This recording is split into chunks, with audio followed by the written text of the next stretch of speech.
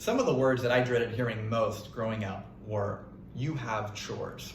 This often happened on a day where my brother and I didn't have school, but my parents went to work. So we got a list of everything that needed to be done before they got home.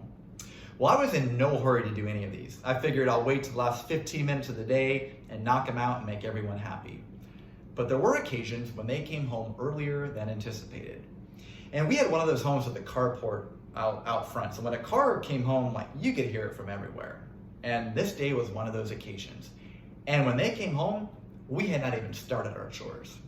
Well, in an act of pure genius, I ran towards our bathroom because I knew that was going to be the first thing to be checked because it was the dirtiest. And so I grabbed a bottle of Pledge and I just began to spray it in the bathroom. And sure enough, my mom, just like I anticipated, first thing she went to was our bathroom. And she smelled it and was very impressed. It smelled great. But then she took her finger to the counter and there was dust everywhere. And I was busted. And we weren't doing anything until we finished all of our chores.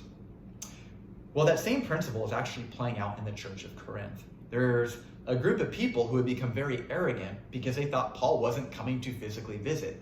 And this reveals that their faith was being motivated by exterior things versus interior things. So let's dive into 1 Corinthians 4, 18 to 21.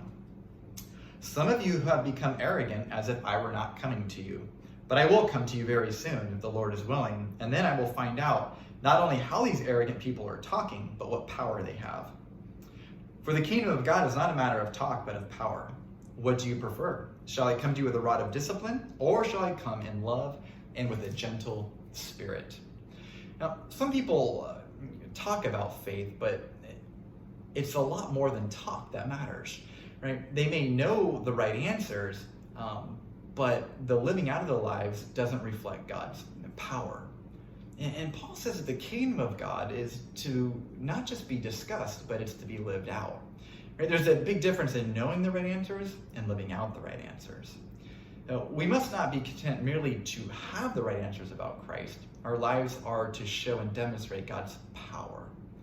Now, perhaps one of the things that wasn't happening in the Corinthian church was their faith wasn't being motivated by interior things, but exterior things. It seems like they had become a little lax because they were unsure if Paul was going to physically come. And as long as the motivators for our faith are exterior, we're going to lack substantial growth. It's telling that Paul contrasts talk and power. The Corinthians had put such a premium on eloquent speech that they were enamored with how people sounded.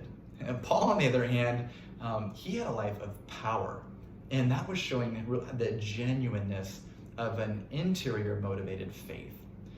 Would you say that you are more interior or exterior motivated when it comes to living out your faith? Like the Corinthian church, can you relate to putting or getting complacent in living out your faith when it seems that God is distant? Is it easier to get serious when you have something big in your life come up or you want something and then quickly hurry up and spray the Pledge in the bathroom?